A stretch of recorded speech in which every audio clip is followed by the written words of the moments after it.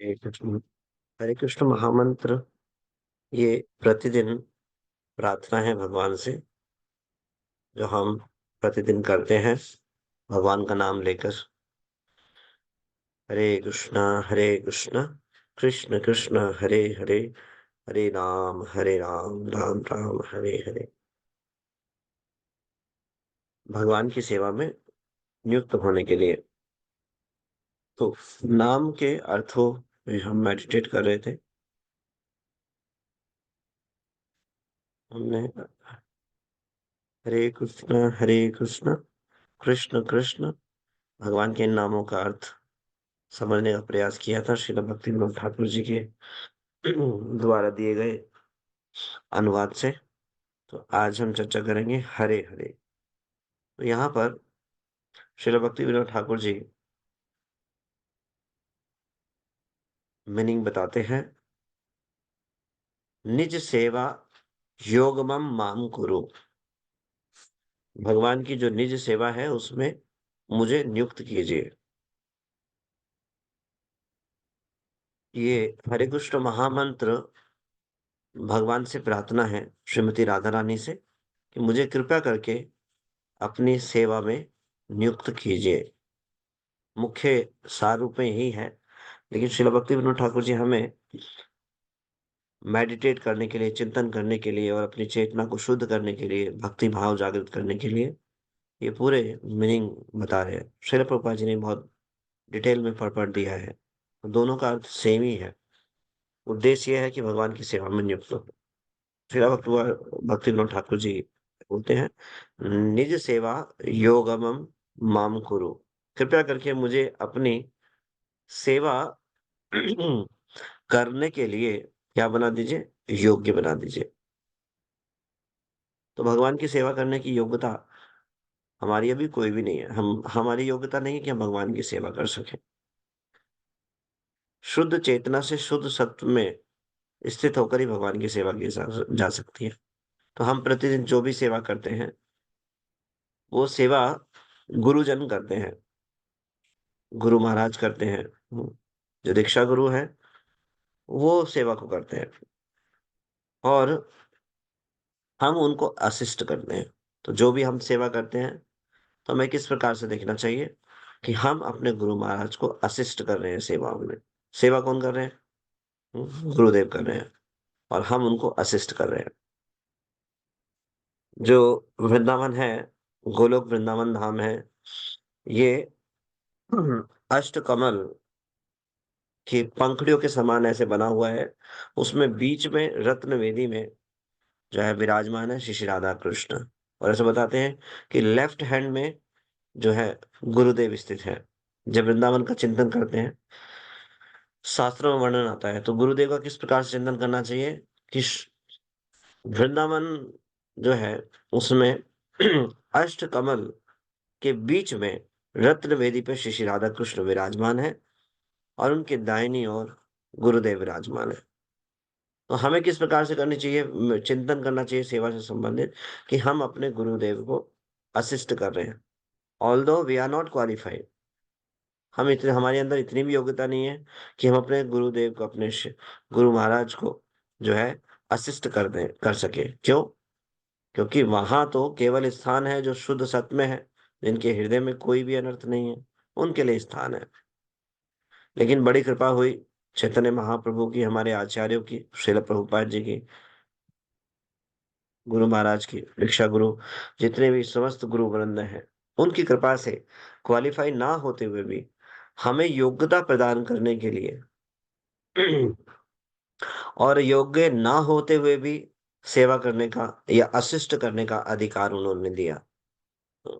कौन भगवान की सेवा में अधिकारी है?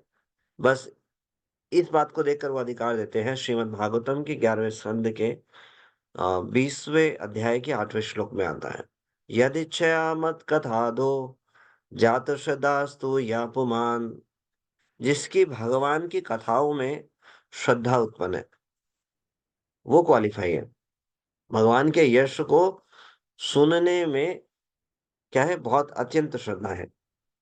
तो भगवान का जो नाम लेते हैं हम, इसका नाम लेने का मतलब ही यही है कि ये बात हम एक्सेप्ट करते हैं कि भगवान जो हैं, वो सर्वश्रेष्ठ हैं, परम हैं।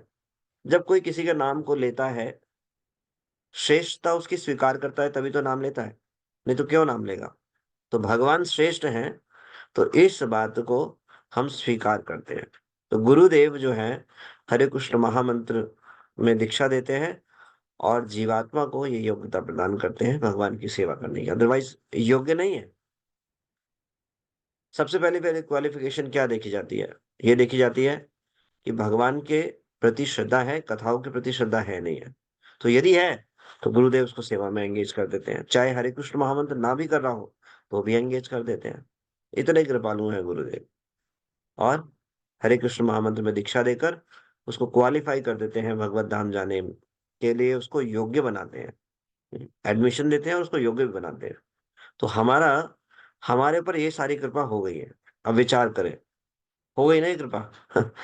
हम यहाँ अगर हरे कृष्ण महामंत्र को जप कर रहे हैं तो प्रार्थना कर रहे हैं, गुरुदेव ने, श्रील प्रभुपाद जी ने हमें ये सारी कृपा प्रदान कर दी है। बैठ करके भक्तों के संग में हरे कृष्ण महामंत्र जप कर पा रहे हैं, प्रैक्टिकल कुछ ना कुछ सेवा कर पा रहे हैं। हम्म। तो ये जो सेवा करने की जो योग्यता है, ये हमारी नहीं है। सबसे पहली बात, क्यों? हृदय में ये अनर्थ भरे हुए हैं। लेकिन इसके बावजूद भी इतने कृपालु हैं आचार्य गुरुजन, जो हमें अधिकार देते हैं अपने आप को असिस्ट करने का। तो हम जो भी सेवा कर रहे हैं उनको असिस्ट कर रहे हैं। तो हमें इस भाव से, बड़ी कृतज्ञता के भाव से ये हरे कृष्ण महामंत्र को जप करना चाहिए। कितनी बड़ी कृपा हुई, कितनी जोनियों से, कितने जन्मों से, हम कितनी बार भ्रमण करते हुए आए।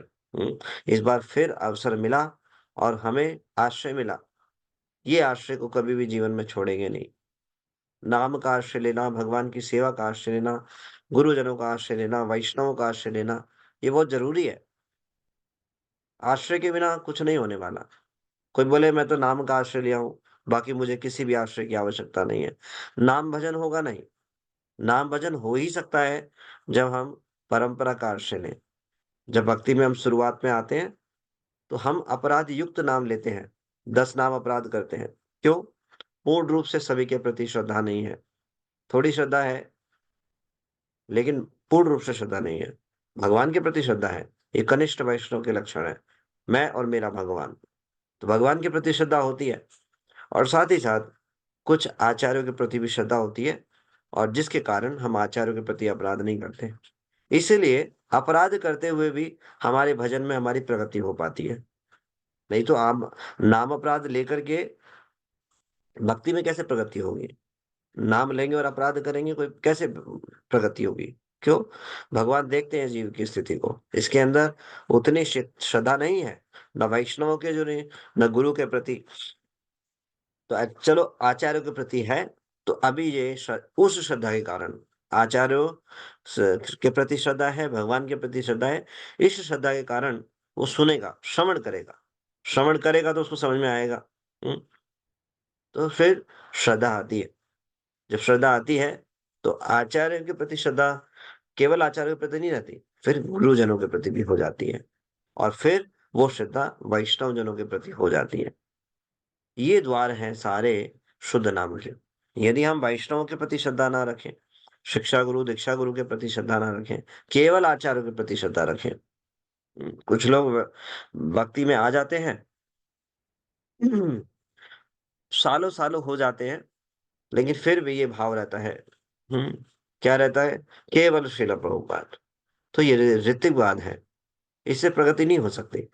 आचार्यों की इंस्ट्रक्शन है, एक लिविंग गुरु हमारे जीवन में होना चाहिए, जो हमें शिक्षा प्रदान करे, जो हमें दीक्षा प्रदान करे। हम श्रील हिज डिवाइन ग्रेस भक्ति सिद्धांत सरस्वती प्रभुपाद नहीं है। हम्म, वो उन्होंने गौर किशोर दास बाबा जी महाराज से उनके चित्रपट के समक्ष संन्यास लिया था। क्यों? उस समय और कोई क्वालिफाई नहीं था उनको देने के लिए, तो उन्होंने उनके समक्ष संन्यास लिया था। तो इस प्रकार से हमें इस ऋत्विक मानसिकता से बाहर निकलना चाहिए। नहीं तो क्या होगा? हमारा सर्वनाश होगा, हम भक्ति में होते हुए भी पूरा लाभ नहीं उठा पाएंगे, भगवान की सेवा में युक्त नहीं हो पाएंगे। श्रद्धा भाव से वैष्णवों के प्रति, गुरुजनों के प्रति श्रद्धा रखे, भीख माँगनी चाहिए सेवा के लिए। हरे कृष्ण महामंत्र कर रहे हैं, तो भीख माँगना। हरे कृष्णा, कृष्णा कृष्णा हरे हरे, हरे राम, राम राम हरे।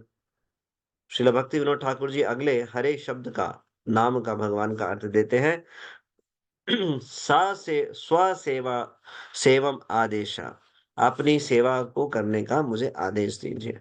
जब ऐसे गुरु के प्रति, वैष्णवों के प्रति श्रद्धा होगी, तो उनके आदेश को हम ग्रहण करेंगे। नहीं तो नाम जप करते हुए भी प्रैक्टिकल सेवा में एंगेज नहीं होंगे। जब तक प्रैक्टिकल सेवा में एंगेज नहीं होंगे, भक्ति में प्रगति कैसे होगी? हम्म, जो ज्यादा सेवा करता है उसको ज्यादा प्रगति होती है। मान लो कोई नौकर रखे अपने, और वो नौकर सेवा करते करते पहले घर के दरवाजे के बाहर ही रहता था, लेकिन सेवा करते इतना इतना अच्छा अंतरंगा संबंध हो गया, पूरी ईमानदारी के साथ, निष्ठा के साथ सेवा करी। आज वो परिवार में उनको आदर दिया जाता है, बच्चों के द्वारा पिता के समान। बड़े हो गए बच्चे, अब उन्हें पिता के समान ही आदर दे रहे हैं। कैसे हुआ संभव ये? सेवाओं के द्वारा। तो ऐसे ही हमें अपने गुरुजनों की सेवा में नियुक्त रहना चाहिए, आचार्यों की सेवा में। इससे नाम की मधुरता बढ़ेगी, भक्ति में प्रगति करेंगे। तो ये हमें ऐसा भाव रखना चाहिए। हरे कृष्ण महामंत्र जपते रहते समय ये हरे हरे शब्द का जो है, नाम का भगवान का, भक्ति विनोद ठाकुर जी कहते हैं, मुझे अपनी सेवा में नियुक्त कीजिए, आदेश दीजिए। हरे कृष्णा, कृष्णा कृष्णा हरे हरे, हरे राम, राम राम हरे हरे। तो आगे भगवान के 8 नामों पे हम कल चर्चा करेंगे। आप सभी भक्तों का धन्यवाद। श्री हरिनाम प्रभु की जय। जगत गुरु श्री भाव जय।